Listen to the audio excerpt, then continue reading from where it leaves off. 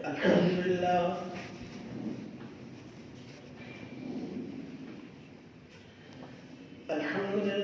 حمدا كثيرا كما أمر، ونشهد أن لا إله إلا الله وحده لا شريك له في الخلق والأمر، إرغاما لمن جحد به وكفر. صلى الله تعالى عليه وعلى آله وأصحابه وبارك وسلم تسليما كثيرا كثيرا. أما بعد، فأعوذ بالله من الشيطان الرجيم. بسم الله الرحمن الرحيم. يا أيها الذين آمنوا ادخلوا في السلم كافة ولا تتبعوا خطوات الشيطان إنه لكم عدو مبين. وقال النبي صلى الله تعالى عليه وسلم: من تشبه بقوم فهو منهم، أو كما قال عليه الصلاة والسلام. اللهم صل على سيدنا محمد وعلى آل سيدنا محمد وبارك وسلم.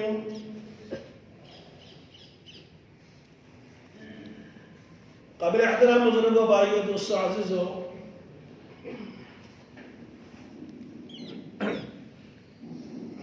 قرآن کریم میں حق تعالی شانہ عمل والہوں نے اپنے ایمان والے بندوں کو مخاطب کر کے فرمایا: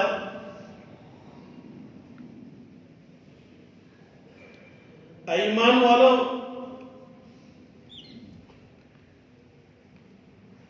مذہب اسلام میں پورے کے پورے داخل ہو جاؤ.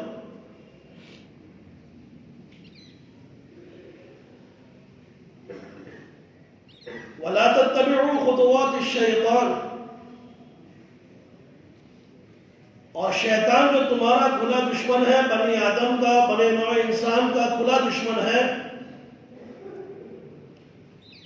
اس کی پیروی مت کرو. اِنَّهُ لَكُمْ عَدُوٌّ مُّبِينٌ. قرآن کریم کر کہتا ہے کہ شیطان بنو نوع انسان کا کھلا دشمن ہے.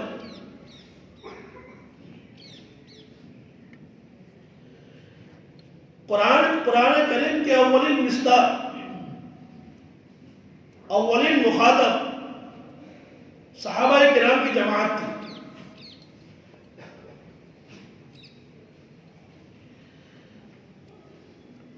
اور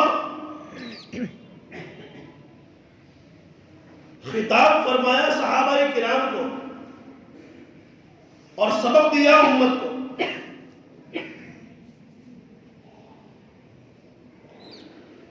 عبداللہ ابن سلام رضی اللہ تعالی عنہ یہودیوں کے بڑے عالم گزرے، تورات کے عالم تھے، اور تورات میں جناب رسول اللہ صلی اللہ علیہ وسلم کی صفات کو دیکھ کر انہوں نے حضور اکرم صلی اللہ علیہ وسلم سے ملاقات کی.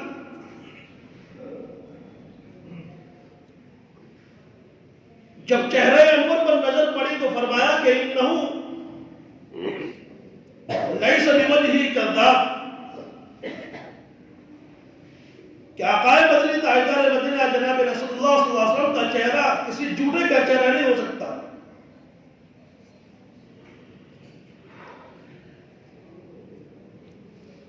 یہودیوں نے بھڑکایا تھا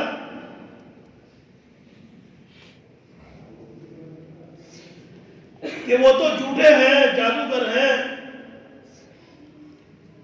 اور جو ان کی مجلس میں جاتا ہے جادو کر دیتے ہیں. ایسی باتیں ان کے کان میں ڈالی تھی.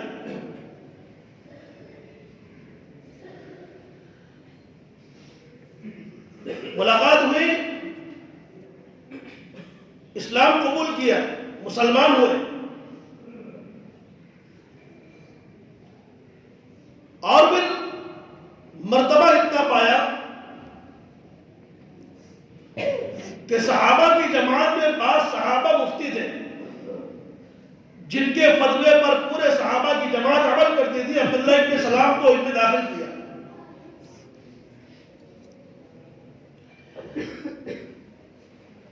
حضور اکرم صلی اللہ علیہ وسلم کو عبداللہ ابن سلام رضی اللہ تعالیٰ عنہ نے یہودیوں کی ایک قبیح حرکت بتائی اور فرمایا کہ ان کے اوپر بھروسہ نہ کرنا، یہودی خطرناک قوم ہے۔ فرمایا کہ یہ یہاں بات کریں گے یہاں پھریں گے، یہ ایسی قوم ہے کہ یہاں بات کریں گے یہاں پھریں گے، یہاں تعریف کریں گے یہاں برائی کریں گے۔ ان کے قول پر، ان کے حرکات پر، ان کی باتوں پر آپ بھروسہ نہ کرنا۔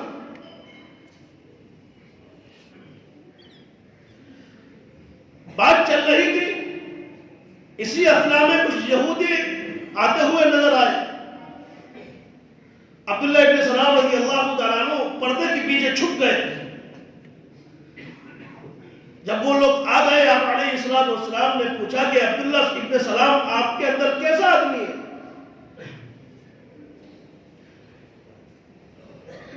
کہا کہ سیدنا، کہ ہمارے سردار ہے،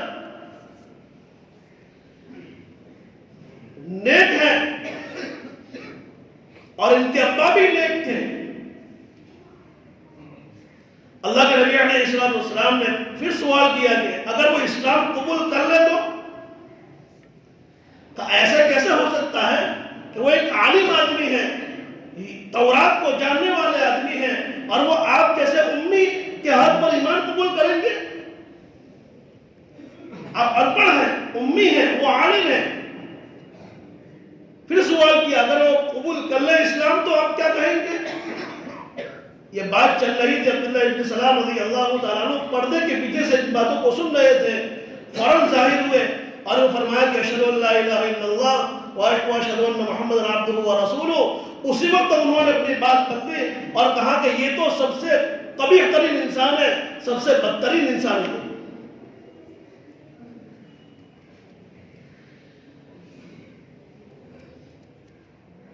ایک قانون تھا ان کے مذہب میں، یہودیوں کے مذہب میں قانون تھا کہ اونٹ کا گوشت کھانا حرام ہے ان کے نزدیک۔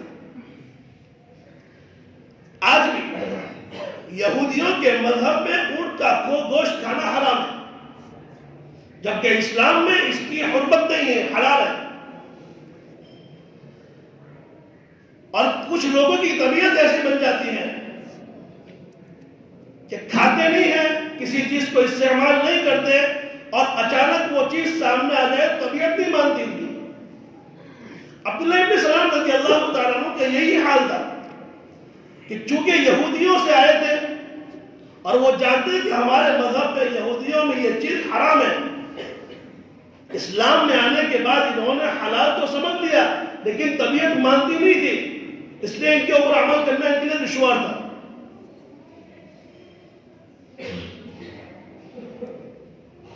حرام تھی، حلال جان لیا لیکن طبیعت مانتی نہیں تھی کہ اس کو کھایا جائے۔ اب اس میں شک پیدا ہوتا ہے کہ یہودی کیوں سمجھیں گے کہ بھائی یہ تو ہمارے پاس آتے تو ہمارے ہیں اور اسلام میں جاتے تو ان کے ہیں۔ اللہ رب العزت نے فرمایا یا ایھا الذین آمنوا ادخلوا فی السلم کافہ، اگر اسلام میں داخل ہو رہے ہو تو یہودیوں کے سارے طریقے چھوڑ دو اور پورے طور پر اسلام میں داخل ہو جاؤ۔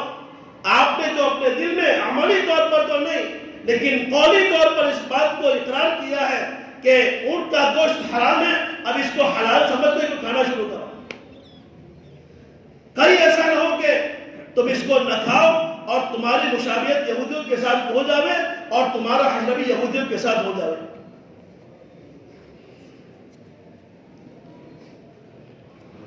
تو اللہ نے اس بات کو گوارا نہیں کیا کہ ایک صحابی اسلام میں داخل ہوئے اور ان کا طریقہ وہی رہے جو پرانا تھا. اس پر آیت شریف نازل ہوئی یا ایھا الذین آمنوا ادخلوا فی السلم کافہ. اے ایمان والو، اسلام کی تعلیمات کو اور اسلام کے احکامات کو پورے طور پر فالو کرو، اس پہ اونچ نیچ نہ کرو، ورنہ ایسا ہوگا کہ اگر تم اسلام میں رہتے ہوئے غیروں کے طریقوں کو اپنی زندگی میں اتارو گے، کہیں ایسا نہ ہو کہ تمہارا حشر بھی کل قیامت کے میدان میں ان کے ساتھ ہو جائے. حدیث سے بات میں ہے من تشبہ بقوم فہو منہم، جو دنیا کی زندگی میں رہتے ہوئے غیروں کے طریقوں کو زندگی میں جگہ دے گا، اللہ تعالیٰ کل قیامت کے میدان میں ان کا حشر بھی ان کے ساتھ ہی کیا جائے گا. ایک حدیث میں ہے المرء مع من احب، جو جس سے دوستی کرے گا کل قیامت کے میدان میں انہی کے ساتھ اٹھایا جائے گا. آج ہم اپنی زندگی میں اس بات کو دیکھیں کہ ہمارے طریقے، ہمارا رہن سہن، ہمارے شادی بیاہ اور ہمارے تہوار، کہ ہم لوگ ان کے تہوار میں شامل ہو کر اس بات کا ثبوت دے رہے ہیں کہ ہم مذہب کے اعتبار سے مسلمان تو ہیں، لیکن ہمیں آپ کا طریقہ پسند ہے.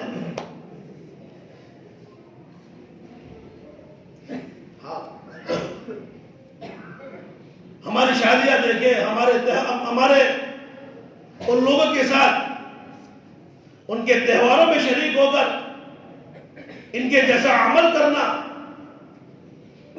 کہ ایک دن کی خوشی ہے، ایک دن کر لو، بعد میں توبہ کر لیں گے. پتنگ ایک دن اڑا لو، پٹاخے ایک دن پھوڑ لو، شادی بیاہ میں غیروں کے طریقے ایک دن کر لو، ایک دو دن کر لیں گے پھر توبہ کر لیں گے. ارے توفیق بھی ملے گی نہیں ملے گی؟ اللہ کے نیک بندے اللہ کے عذاب سے ڈرا کرتے تھے. گناہ ہو گیا، اللہ کی نافرمانی ہو گئی، افسوس ہوا میں نے کیا کر دیا. یہ قسم کھا لی جب تک خدا تعالیٰ کی طرف سے میری معافی کا اعلان نہیں ہوگا، میرے منہ میں ایک گھونٹ پانی نہیں جائے گا اور میرے منہ میں ایک دانہ لقمہ نہیں جائے گا. چلے گئے جنگل میں، معافی مانگنا شروع کیا، توبہ کی توفیق مل جائے، اللہ کا احسان سمجھنا چاہیے. جنگل میں چلے گئے، روتے رہے، کئی سال گزر گئے، بستی والوں کو پتا چلا گئے یہ تو بڑے نیک اللہ والے بزرگ تھے، آج ہمارے درمیان نہیں ہے. کہاں چلے گئے؟ بستی میں جا کر تلاش کیا، جنگل میں بیٹھے ہوئے ہیں، رو رہے ہیں، اللہ سے عاجزی کر رہے ہیں، مناجات کر رہے ہیں اور اپنے گناہ کی معافی مانگ رہے ہیں. لینے آئے، چلو ہمارے وہاں شادی کا پروگرام ہے، آپ ہمارے یہاں آ کر کچھ دعا فاتحہ کر دیجئے تاکہ ہمارا جو شادی کا پروگرام ہے وہ صحیح ہو جائے.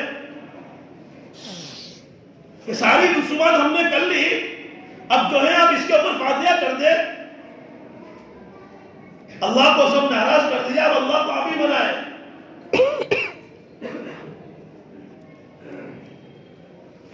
کہاں کہ میں نہیں آ سکتا، میں نے اللہ سے عہد کیا ہے کہ جب تک یہ گناہ کی معافی نہیں ملے گی میرے منہ میں ایک لقمہ پانی، ایک گھونٹ پانی نہیں جائے گا اور میرے منہ میں ایک لقمہ نہیں جائے گا.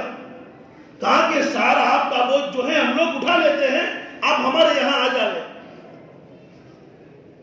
آپ کے گناہوں کا بوجھ ہم لوگ اٹھا لیتے ہیں، اگر اللہ کا عذاب آ جائے گا ہم سہ لیں گے اس کو، آپ چلے ہمارے ساتھ.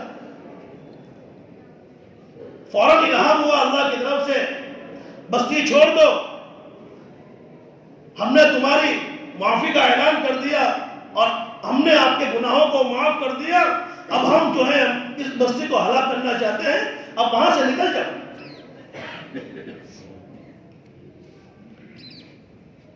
اس اللہ والے نے اس بستی کو چھوڑ دیا، جیسے ہی اس حد کو پار کر دیا اللہ کی طرف سے حکم ہوا کہ اس بستی کو الٹا کر دو۔ اللہ نے بستی کو الٹا کر دیا، سارے بستی والے ہلاک ہو گئے۔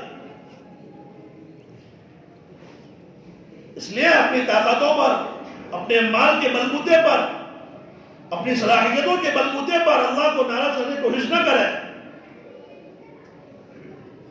ایک دن کی خوشی میں اللہ کو ناراض کر کے ہمیں کیا ملتا ہے، اور غیروں کے تہواروں میں شریک ہو کر ہمیں کیا ملتا ہے، اور غیروں کے جتنے بھی طریقے ہیں اس میں سراسر کھوٹ ہے، سراسر نقصان ہے، جسمانی اعتبار سے بھی، مذہبی اعتبار سے بھی، اور آخرت کے اعتبار سے بھی۔ اب پتنگ اڑائیں گے تو کیا فائدہ ہوگا؟ سب سے پہلے تو حسد پیدا ہوگا، سب سے پہلے حسد پیدا ہوگا۔ دوسرے نمبر پر اپنے مال کا ضیاع، اسراف، اور اسراف کرنے سے مال میں بڑھوتری نہیں ہوتی بلکہ کمی ہوتی ہے، برکت نہیں ہوتی۔ تیسرے نمبر پر آنکھوں کے زنا کا خطرہ ہے۔ چوتھے نمبر پر چھتوں پر جائیں گے وہاں سے گر جانے کا خطرہ ہے، اور راستوں میں دوڑیں گے تو جان کا خطرہ ہے، کہیں کسی کے اندر آ گئے، ایکسیڈنٹ ہو گیا، پھر پوچھنا ہے کہ شہادت کی موت ہوئی کیا؟ یہ سارے طریقے، سارے رواجات، غیروں کے سارے طریقے ہمارے لیے قابل اتباع نہیں ہے۔ ہمارے لیے تو نمونہ جناب رسول اللہ صلی اللہ علیہ وسلم کی ذات ہے، لَقَدْ كَانَ لَكُمْ فِي رَسُولِ اللَّهِ أُسْوَةٌ حَسَنَةٌ، کہ تمہارے لیے بہترین نمونہ اللہ کے نبی علیہ السلام کی ذات ہے، اور ہمارے طریقوں میں سادگی ہے، ہمارے طریقوں میں شرم و حیا ہے، ہمارے طریقوں میں مال کا اسراف نہیں ہے۔ میرے فاطمی دینا کوئی ضروری نہیں ہے۔ اللہ کے نبی علیہ السلام کی خدمت میں ایک عورت آئی اور کہا کہ اللہ کے نبی علیہ السلام مجھ سے شادی کر لیجئے۔ اللہ کے نبی علیہ السلام نے فرمایا کہ مجھے شادی کی ضرورت نہیں ہے۔ قریب میں ہی ایک صحابی بیٹھے تھے، اللہ کے نبی علیہ السلام میری سفارش کر دیے میں شادی کر لوں۔ کہا تیرے پاس کیا ہے؟ کہا میرے پاس کچھ نہیں ہے، جاؤ بازار جاؤ، ایک انگوٹھی خرید لاؤ چاندی کی۔ گئے، واپس آئے، کہا انگوٹھی نہیں ملی، کہا لوہے کی بھی نہیں، کہا لوہے کی بھی نہیں ہے، کہا میرے بدن پر جو چادر ہے وہی میری کل کائنات ہے، ایک ہی چادر ہے۔ اللہ کے نبی علیہ السلام نے فرمایا تو حافظ ہے نا؟ کہا میں حافظ ہوں۔ کہا اس کو چند صورتیں یاد کرا دینا، یہ تیری مہر ہے۔ اس سنت میں کوئی عمل کرے، ساری سنتیں ہمیں دکھتی ہیں، اس سنت میں عمل کرے کوئی؟ اس لیے بہت ساری باتیں ہمارے معاشرے میں شروع ہو چکی ہیں۔ اللہ تعالیٰ ان خرافات سے ہماری حفاظت فرمائے۔ ضروری اس بات پر ہے کہ گھر کے جو وڈیل لوگ ہیں، جس کو اللہ نے